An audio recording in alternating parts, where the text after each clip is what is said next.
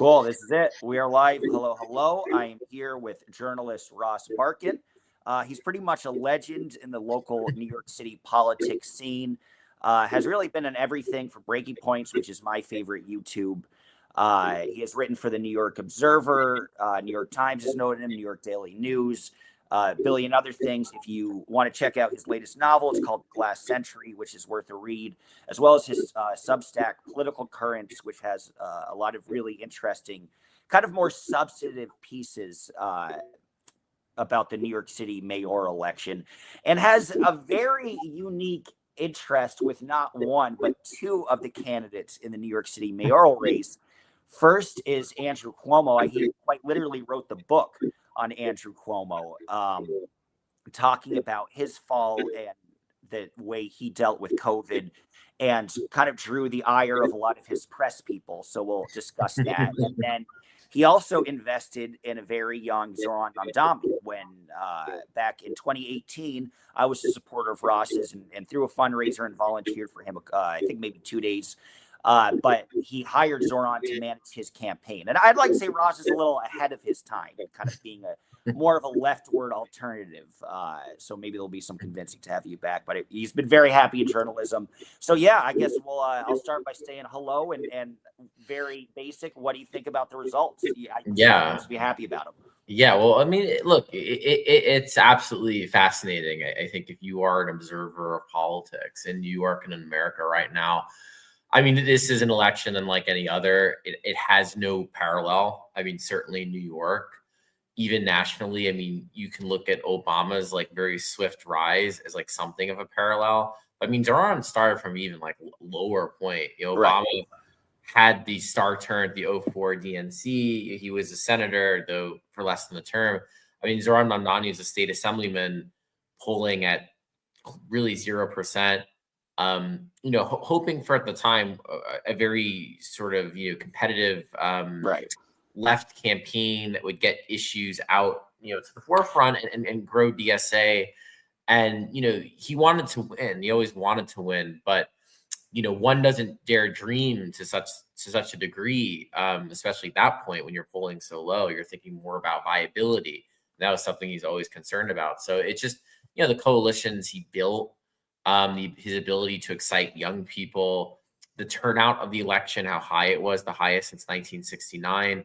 Some of that, of course, driven by Cuomo running and the just sort of all political factions and ideologies being motivated to vote in this race, either for Zohran or against him.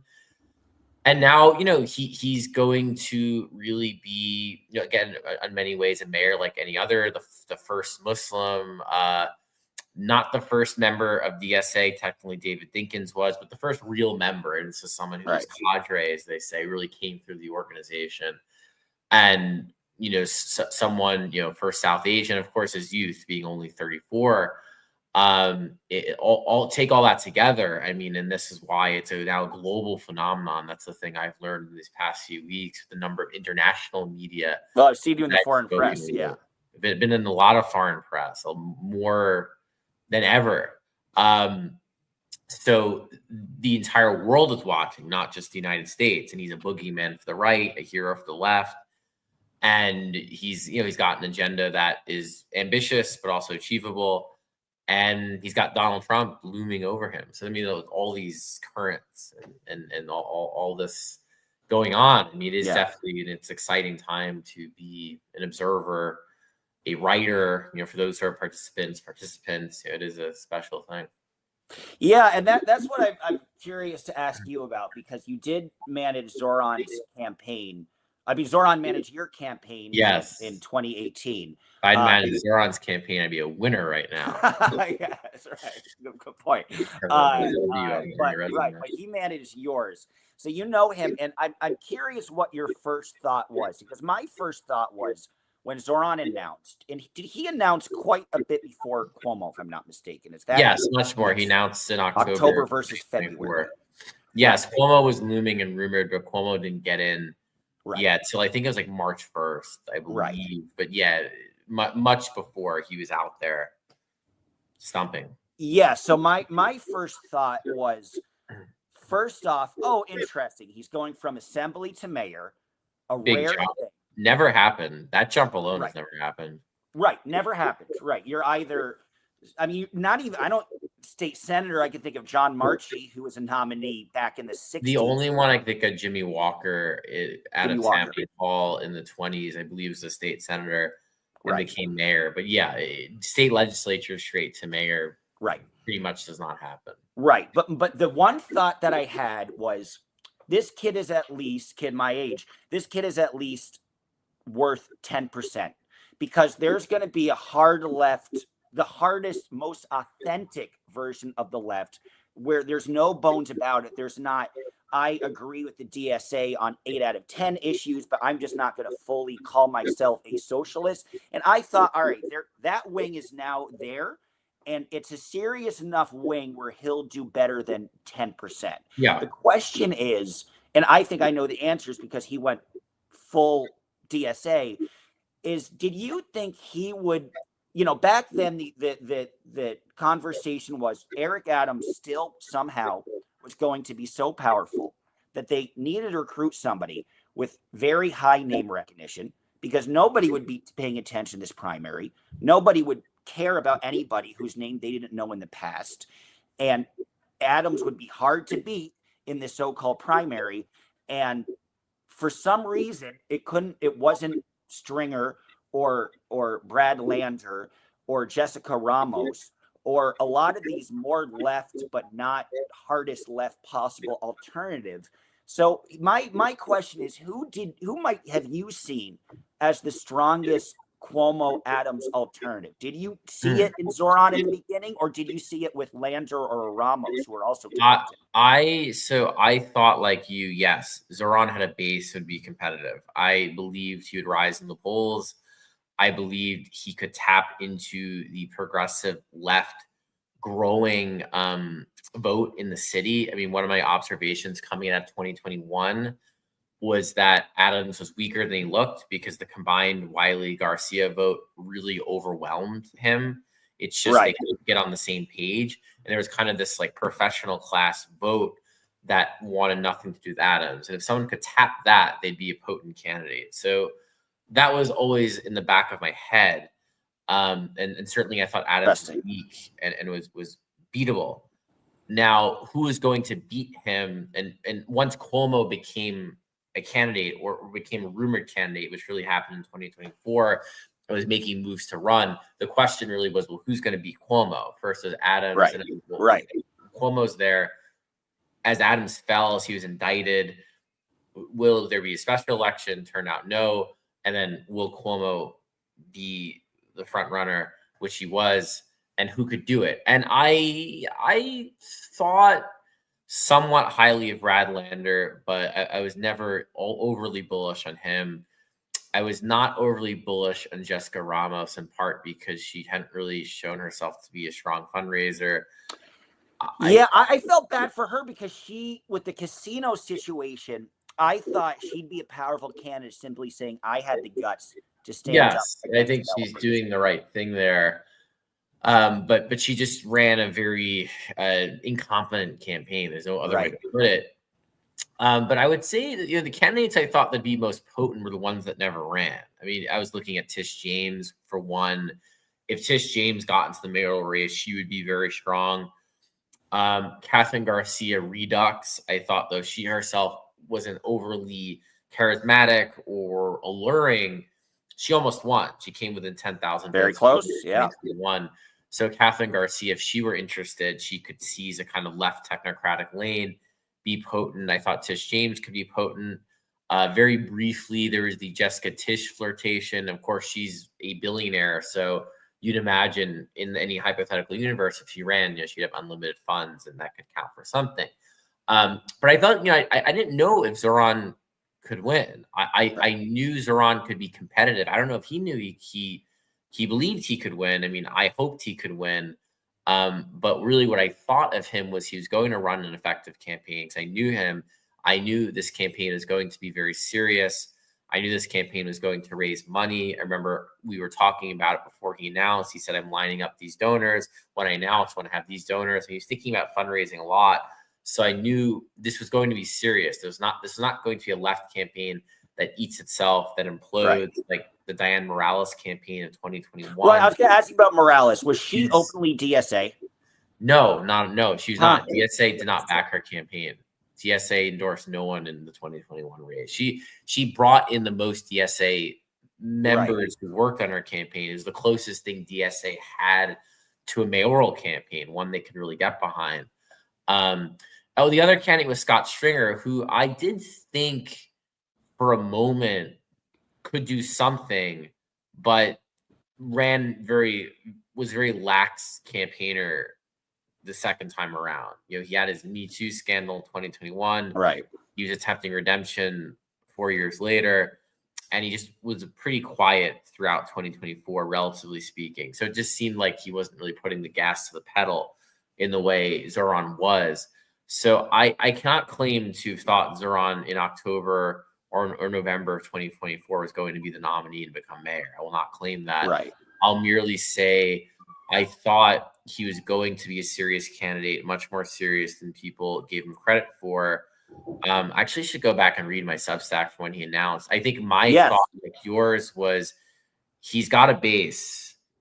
Can he grow out of it, right? Can he appeal to more center-left Democrats? Can he appeal to Black or Latino or Asian voters? Can he have that broad enough coalition? That was the question. No one knew. The answer is yes.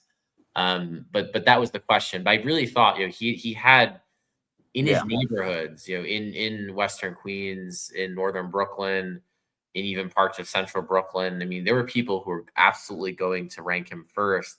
And when you run for mayor, you must have a base. You must have a place you can draw from where there's great excitement, where the voters really care about you. If you don't have a base, you're not going to win. And he had that. So he had that first starting point. So again, the question was, could he broaden it out? At the time, I think many of us weren't sure. And of course, the answer was yes, he could. Did he ask for your advice? Did he have a conversation with you before he announced? Yeah, we would talk. I mean, we've kept in touch since he ran my campaign. I kept in touch with him when he became an assemblyman. I visited him in Albany a few times, and yeah, I know we always picked each other's brains. I mean, I wanted to know about what was going on in Albany, and he would ask me questions and advice. And yeah, I mean, we would talk through the campaign just as friends. I mean, that's just how it was. Yeah.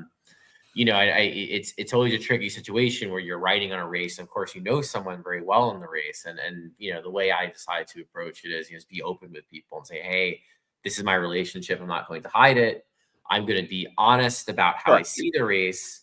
But also I have this relationship, and it's not like I befriended him as he was on this mayoral ascent, which, sometimes reporters latch on to politicians. This predated all of it. So for me, you can't control what your old friends end up doing. And sometimes they end up doing a phenomenal thing. So when you met with him, what was his like best and worst case scenario for running for mayor? Yeah. I mean, the worst case and the thing I thought wouldn't happen, I don't think he thought would happen either. It just doesn't go anywhere. It flames out. I mean, so he presented that as a possibility. So he presented it. He could get. What do you realistically think? Did he realistically think we could definitely win this, or did he realistically think I could have a good base and perhaps we could win this? I think he hoped to be. I think he thought he could be competitive, and he believed fully. Interesting. From the very beginning, he knew that. In viability, yes. No, he believed his plan was to build a viable campaign, and he believed it'd be viable. I thought it'd be viable too. I think we saw a weaker than advertised political establishment. Flawed front runners. There was. This was a campaign that was going to find some success. I mean, when one starts so low, it doesn't quite enter into the conversation at the beginning that we're going to win. When you start at the bottom, first you kind of have to go step by step. You plan, let's raise money. The big thing we talk a lot about is maxing out in the campaign matching fund system. He's very focused on. So he did that very early. He did that very early. He did it very early, and from the get-go, from when we would even talk about the race before he announced, this was something he'd always bring up. Like I need to max out. I have to max out. And he was very committed to it.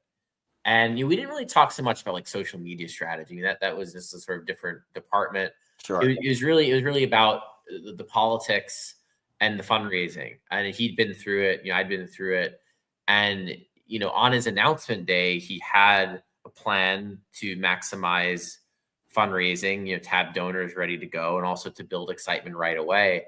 And so I think he was always thinking, I'm going to run a competitive race. I'm going to be stronger than people think. Right. That was with him. I mean, this was not going to be a protest campaign. This was not going to be a sort of let me get a few issues out there and call it a day. I mean, he was running hard right out of the gate. Well, he must have felt some encouragement, because if he was pulling at 1%, but it's like Scott Stringer was pulling at 3%, and Landry was pulling at 2 or 4%. Yeah, no one outside of Cuomo. Cuomo Right. was the only one who was way ahead of the field. But everyone else, I mean, it's true. I mean, no one was that high. Adams was never high. Lander was never high. Right. Ramos was never high. I mean, there were points where even when Zohran was only at like 3% or 4%, he wasn't far off the rest. Might be in fourth place. Right. I remember there's a poll in March where he was like the first polls that showed movement. He was like 7 or 8. Right. And the other candidates were in, maybe somewhere at 10 or 12 or 15. And Cuomo would always sit at like 30. So yeah, I think that's right. I think there wasn't a reason to look at Brad Lander or Jessica Ramos or Scott Stringer and think I can't do this. Right. At the very minimum, he could stand with them. The big question was, well, Cuomo's there. And I, of course, as I've written critically about Cuomo, I was skeptical of his mayoral chances. And I wrote a piece how he was not inevitable. But even I found myself doubting myself. I'll say my original opinion, which held up, is that he's not inevitable. He has flaws. He doesn't do retail campaigning. In New York City, you have to retail campaign. It will hurt him in the end. He cannot really relate to people. Then he was ahead in the polls like through the end of May. And I'm like, well, maybe I'm wrong and I have to respect the polls. So there's like a 2-week period where I'm like, oh, Cuomo's just there. He's still there. You only got 1 month. And then you saw like the final 2 weeks. It was like 2 weeks, maybe 3 weeks. The polls, you saw movement. You didn't know. You didn't know could Zohran pull ahead in time, but you saw the trend lines were very good for him. He was getting closer. He was getting closer. And then there was like a final polls. I remember he was like within the margin of error. And so on election night, that primary night was very wild, because most of us were looking and thinking, this is going to go to, we're not going to know for several weeks because they have to do RCV like in 2021. There might be a recount. This might be contested. I mean, it's going to be a mess. I mean, maybe Zohran wins, but he barely wins, and Cuomo comes out very strong for the general. And instead, he clears it by 13 points. And that was the shock. I mean, I did not see that coming. If you asked me on primary night, I would have said Zohran +2, +3. He gets his win, but Cuomo's close enough where he's going to contest it. They have a very bloody general election, and Zohran could win it. They did have that very bloody general election. It's just Cuomo came from a much greater place of weakness than I thought it would be. But I did believe no matter what happened in that primary, we would get the competitive general, because either Zohran was going to win and Cuomo wouldn't respect it, or conversely, if Cuomo won very narrowly, there was a lot of pressure on Zohran to run as the Working Families Party candidate. And that was a scenario a lot of people were talking about. And it's one that could have easily unfolded with Cuomo as the Democratic nominee. And in that case, Cuomo is probably mayor, because it would have been very hard for Zohran to win as the WFP candidate. Yeah, you never know. And I'm never know, though. Yeah, it's true. You also never know. Yeah, maybe I shouldn't say that. That's difficult, but it's true. You never know. Because it's, a lot of it was very good ground game, was use of social media, and was simply the charisma, and the ability to give and have that inspiring oratory, to give an effective speech, to excite people. And I agree with you, from looking at the early field, there was nobody, there's all these technocrats, they might have been sufficiently left in a lot of ways. but they were most unremarkable, unfortunately, and they were better campaigners and ran harder campaigns. But I mean, Adrian Adams was not went nowhere. Just right, did not take off at all. Right. So I feel like it would have been a closer race. It would have been 1 or 2%, but I still think even then, because it's hard to win. And Cuomo had such a tangible negative, and it just hasn't worked. Yes. It's not Elliot Spitzer was not nearly as bad outwardly. Yeah. And he lost his comeback, and it's just like they're running a limped, flawed guy from the beginning. It almost, I mean, I guess there's no old Democratic luminary minus. Well, here's a fun question. Well, is there a Democratic luminary that was an ex person that wasn't Cuomo that they could have, could they gotten David Patterson or something, who just didn't have as bad. He would not. There wasn't an obvious person. I mean, I think the most obvious anti-Cuomo candidate was Tish James. I think Tish James could have, if Tish James was running for mayor, that would have been very hard for Zohran. That actually would have presented real challenges. Some were talking up Jumaane. I thought Jumaane had missed his moment, honestly. Yeah. I think the 2021 race, he could have been very potent. I think by 2025, you need 4 years as public advocate, truthfully, had fallen out of the spotlight. I didn't really see it for him. Tish James was the one where if she had gotten in, could have beaten Cuomo and ended up mayor. I do think. Yeah, but arguably he was the one. It's almost as good to be AG of New York that New York City mayor. Maybe it's easier. I mean, you're just it's much politically. It's just like it's very politically more straightforward role. Yes. Where you can challenge Trump, and you're not responsible for crime and the schools and everything else. I mean, mayor is mayor. I mean, it's such a powerful executive role. But yeah, I mean, you can kind of pick and choose your political adventures as AG. It's mayor, not so much. So I think and she has their statewide perch. Maybe she's looking at the Senate in 2028. Who knows? But yeah, I think when it's clear she wasn't getting in, and there was no other real luminaries. I mean, someone like an AOC could run for mayor, but she didn't. I mean, there are members of Congress who theoretically could have been viable, like an AOC. Richie Torres had really alienated the left, but certainly still could have theoretically been a strong candidate. There are people kicking themselves because the whole someone like an Adriano Espaillat. I mean, there are candidates out there, but look, none of them have Zohran's political abilities. Yeah, that's obvious enough. But yeah, I mean, there are members of the House delegation that could have in different universes mounted viable campaigns, or more viable than maybe Brad Lander's campaign. Right. No, and his was more viable than most of the others. So you're really talking. Yeah. He finished strong, I mean, most of these campaigns, I mean, it's remarkable how few votes most of the non-Cuomo, Zohran, Lander campaigns got. I mean single digits, right? Lander's the last double-digit guy. They were all single digits, and they were low single digits. Not many people voted for Scott Stringer, Michael Blake, and all the others.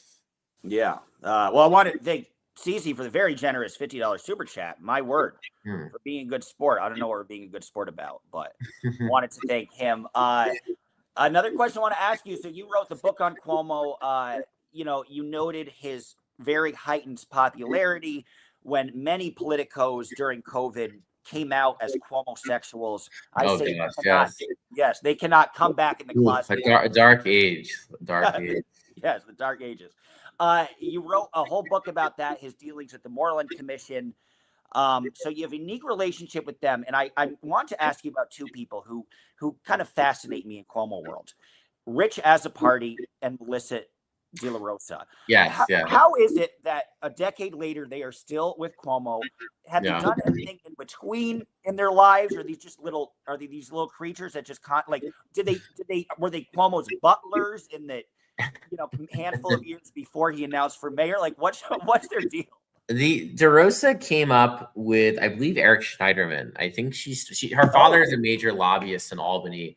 She'd been an Eric Schneiderman staffer back another former AG who got Me Too'd, but he was more of a violent Me Too'er. once a big political star, Eric Schneiderman. He was someone, future governor, the original anti-Trump AG. His star was very bright until very handsome from the Upper West Side, rich voter the Upper base. West Side. Yeah, he had a lot going for him, and then was brought and imploded and was gone. I believe she started with him in the early 2010s, but she was with Cuomo for a long time. I believe she moved from Schneiderman to Cuomo, started in his press office, and just kept climbing the ladder, and became, by the time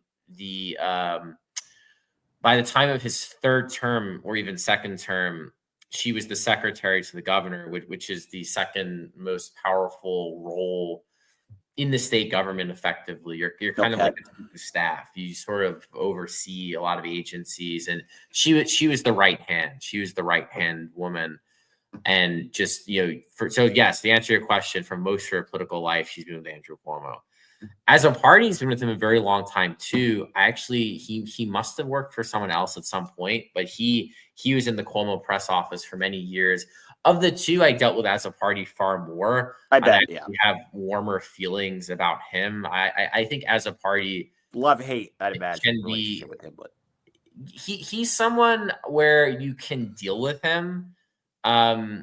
He is someone that, while he can be personally nasty, and they all do ad hominems, which I really dislike, he at least is someone you can work with. That's how I respect him for putting you on the press list. I was shocked that he put me on the. I asked him the press list. He put me on. I actually had no problem going to Cuomo events. So yeah, like I said, as a party himself, he embodies Cuomo in many ways, but I don't think he inherently has the same, bile of a Cuomo. Melissa, I believe, does. I think Melissa has the Cuomoian darkness.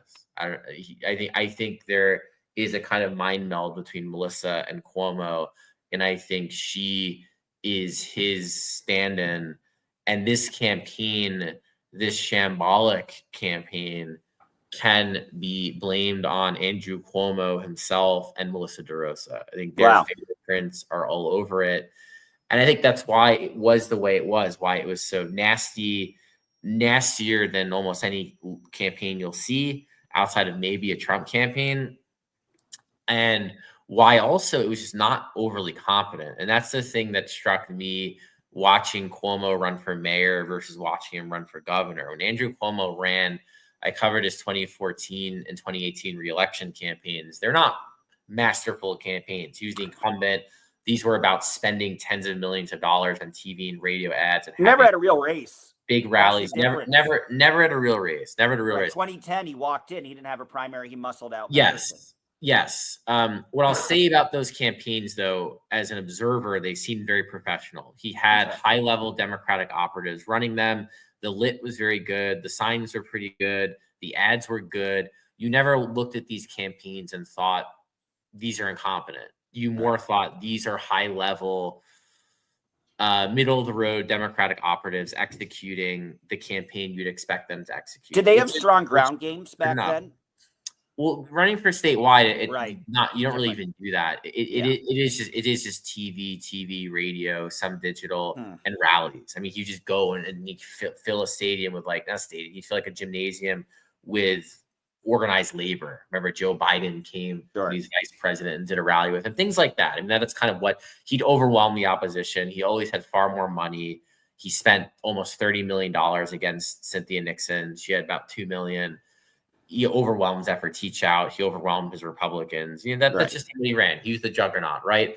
But I think what I could never look at those campaigns though and go, they were bad campaigns. You could say they were middling campaigns. They were somewhat forgettable campaigns, but they weren't bad campaigns. Right. He won. They were fine. They were good. And you didn't. There's never a moment where I questioned a Cuomo mailer, a TV ad, a radio ad. They just were standard fare.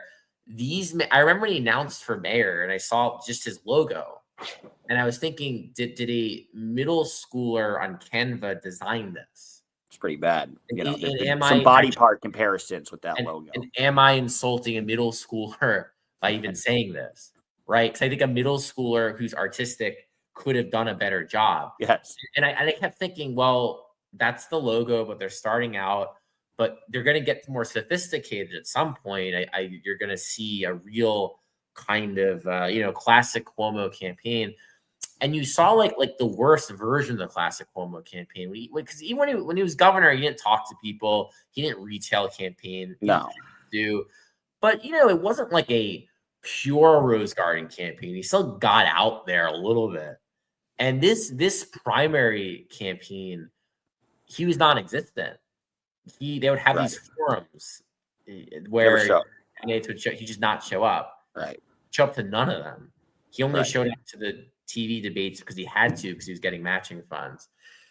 And he didn't do events with voters. He wouldn't go visit a small business or walk a street. Trusting. Or have just press conferences to take questions. What are you doing all day?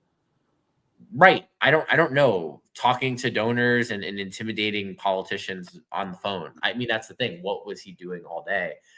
And this is just what the primary campaign was. And then he lost. And then in the general, they did do more. He did start to meet voters more, very reluctantly. He'd visit senior centers. In a controlled way. Very controlled way. Always in a controlled way. More press, more interviews. He did talk to mainstream media, did talk to podcasters. He did get out there more, but always on his levels. Never a true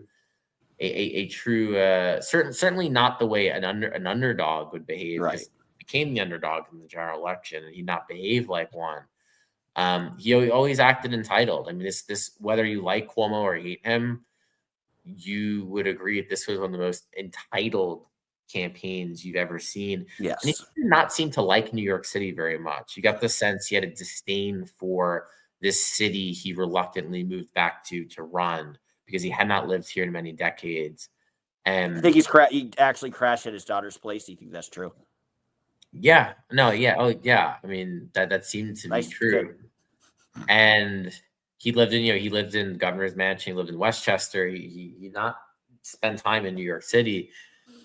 And it showed. And something about Zohran that worked for him is that his enthusiasm was infectious. Even if you disliked Zohran, you couldn't question that he was of the city and wanted to be here and wanted to be its mayor.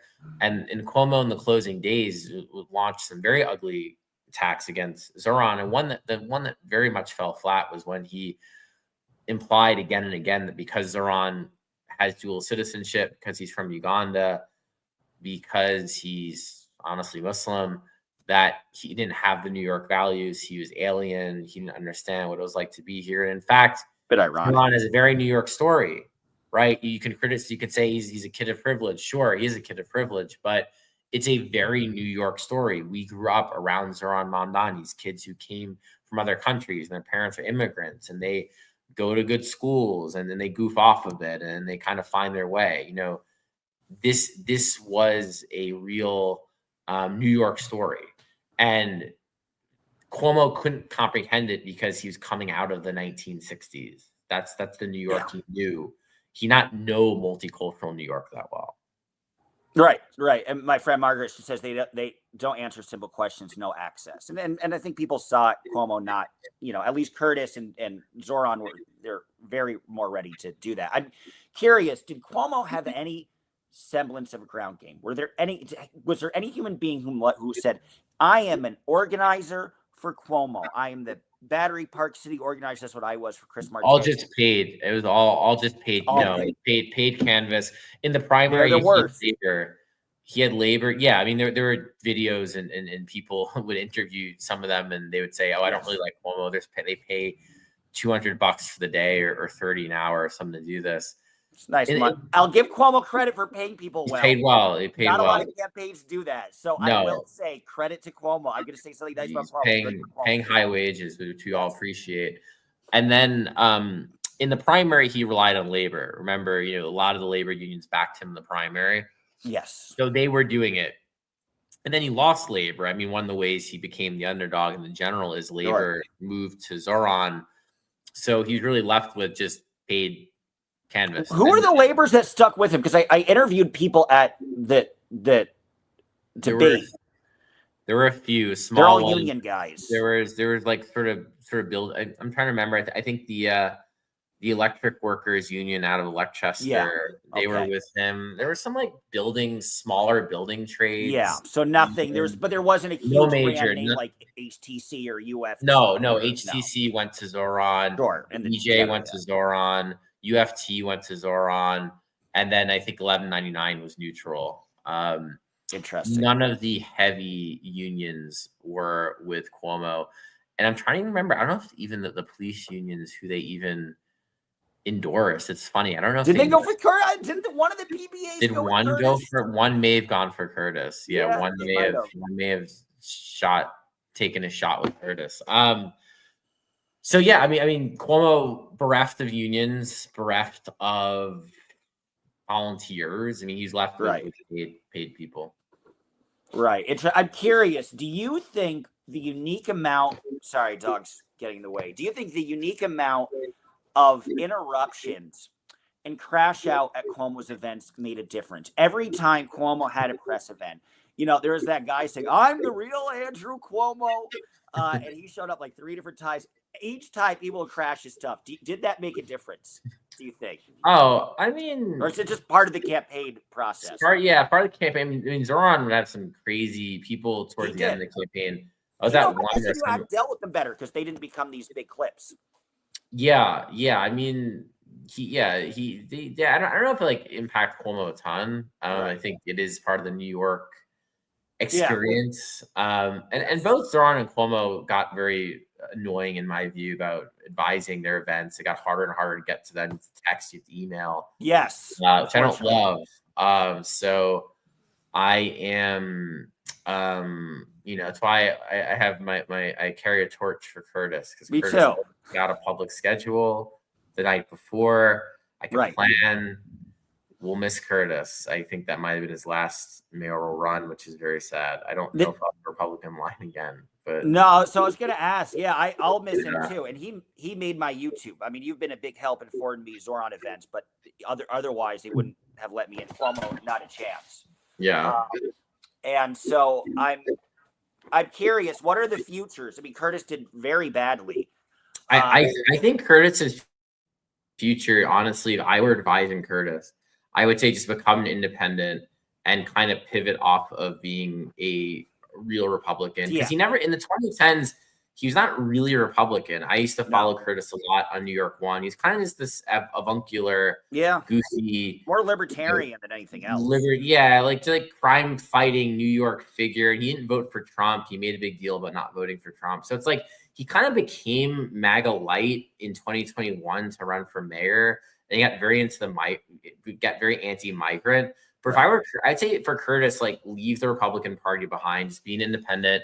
A lot of Zohran voters like Curtis. A lot. If there had been ranked choice voting, Curtis would have done better. Curtis would have clocked a lot of second place votes. Yes. I think for Curtis, just go back to being kind of the, leave sort of the Republican partisanship behind, because I think he has no future in the Republican Party. I mean, they think he spoiled the election. I don't really agree. But he didn't, because even if Curtis got 100, right, 2%, Zohran still would have won. 100%, right. And there's this fantasy that the 8% of Republicans that vote for Curtis would have all voted for Cuomo. I mean, many would have not voted. I mean, but even if Zohran wins by 2, even if he still wins. But let's say the reality is you don't pull every single one of those votes. I mean, those are just people who clearly could not vote for Cuomo and would have done protest votes or just not voted. I mean, people do choose not to vote. So, I mean, Curtis has done in the Republican Party. They hate him. He'll never be the nominee again. Maybe he has to find a new job because he quit WABC, because John Katzman-Teddy's back to Cuomo. Right. Cuomo has no future. Cuomo's done. Cuomo's finished. Does Cuomo want to have a future? Of course he does. I mean, do you think he's looking at anything? I don't know if he's looking at anything. I mean, someone like Andrew Cuomo wants to have a future. He's desperate. Even now at this age. He resigned in disgrace. He doesn't want that to be his obituary, but it's going to be his obituary. And I mean, he has no real hobbies. He has no real friends. Elliot Spitzer had a real estate empire to return to and seems like a very productive life.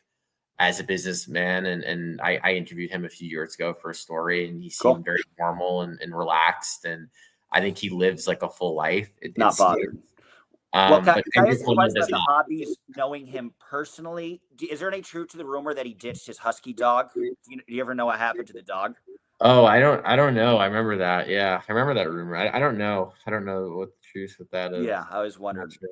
Well, the thing I was going to say is my radical idea for Curtis would be I would run for governor as a non-Trumper. Maybe that's impossible to get through the primary.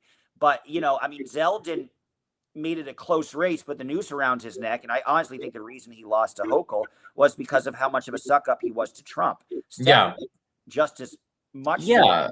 No, I think Zeldin would have gotten closer, honestly, Yes. if you were not so MAGA. Enough people in the end broke away. I mean, I think, given what happened on Tuesday, I felt this way before election night, but I feel it more so now. I mean, I think Hochul is going to win re-election, and I think Stefanik is going to get beaten. I don't want to say badly, but she's gonna. It's not going to be Zeldin. It's not going to be Zeldin Hochul all over again. I think a lot of Republicans have this view that we got close last time, but that was a very unique circumstance, a midterm election, crime high, Trump out of office. I mean, people are sick of MAGA. I do think that is the overarching takeaway from Tuesday is the bloom is off the MAGA rose. I don't see it coming back. I mean, I think Trump doesn't have it in him to pivot. Like if I were advising Trump, I would tell him things to do. I would say, stop sending National Guard troops, scale back ICE, focus on the economy, try to do some like vaguely populist things. You keep the border shut. That's fine. That's popular. But I would just be like a little less confrontational, slightly more normal. You could still be like fun Trump, but I would just stop trying to like create chaos every day. And honestly, I mean, the Supreme Court might invalidate his tariff regime anyway, but I would also start to pull back from some of these tariffs and really focus on affordability. But he's not realistically, he's not going to do that. They can't help themselves. He's Donald Trump, and his approval rating is just going to be where it is. It won't bottom out, but it's going to be low. And I think Hochul will just win re-election, barring scandal or barring some very much unforeseen circumstances. At least Stefanik, I mean, she is as MAGA as Lee Zeldin. I mean, she might be perhaps more so. I would say more. I would say like more MAGA. Like I think she's got a little even more MAGA. Lee Zeldin was very MAGA. So like even I get her press releases and she's like writing in Trump syntax. I'm like, you're not. You went to Harvard. You worked for George W. Bush. Like you're not Donald Trump. She was Miss Moderate back in the day. Yes, she was. Yeah. She was. And it's just the whole thing is just so tiring. They all want to be Trump. There's only one Trump. And I think she's just gonna lose and she'll hope that Trump gives her a job when she's out of Congress. I think that's her best bet. She'll be the sacrificial lamb. Like Eric Adams will get his little toy from Trump, I imagine, next year. What's his future? What do you think's gonna happen? I always assumed he'd become either a Republican or do a kind of like leave the Democratic Party like Tulsi and Robert F. Kennedy Jr. and end up in Trump world. That was always my guess. I mean, do they need Eric Adams and Trump? Probably not. No. I don't know. He clearly wants to do maybe some shady foreign dealings. Maybe there's some lobbyist that wants to hire him, some consultants. I don't know. People would listen to him if he had a podcast, I bet. Yeah, he could just be an influencer too. He could go that route. I mean, he's a true, let's say, a maniac. But I was gonna say, will you miss him?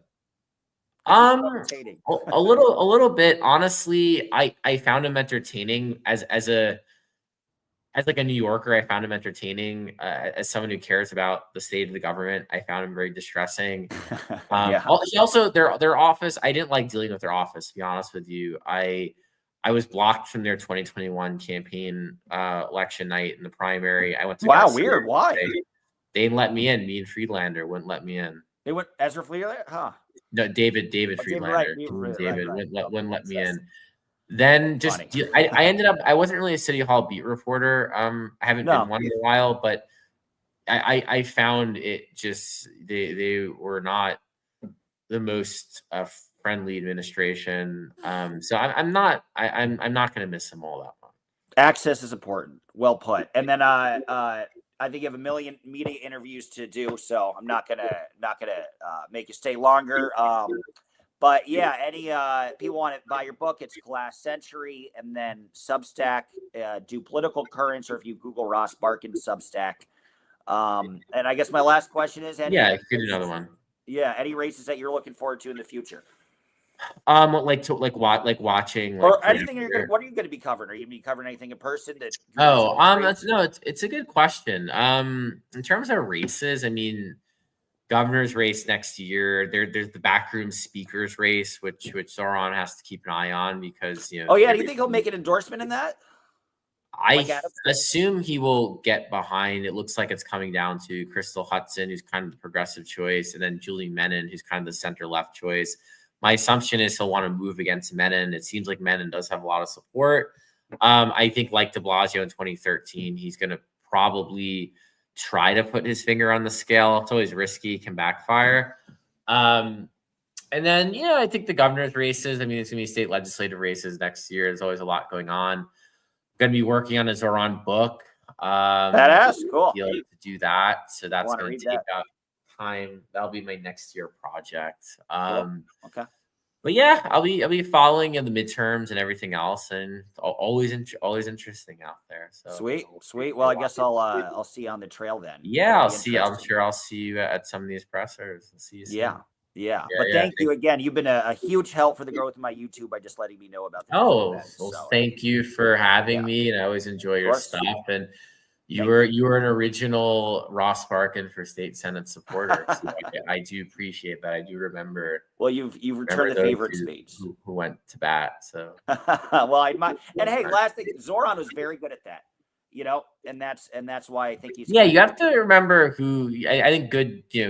Good practice. I would say good politicians, but it's just good practice. You have to remember the people who brought you to the dance and the people who are there for you. And I think those who don't remember really suffer for it. And the smart ones do remember. So, it's something I'm cognizant of. I think he's cognizant of, you got to do that. So, but I enjoy this, and you've a fun channel. So likewise, I'm sure I'll be back again. We'll do this again. Yeah, I'd love that if you don't mind. I really appreciate that. Well, thank you again, and thanks for the great conversation. And probably next time we'll be talking about does Delgado have a shot? But we'll save that conversation for a different day. Probably not. But yeah, we can talk about that. Yeah. Take care, man. See you soon. Bye.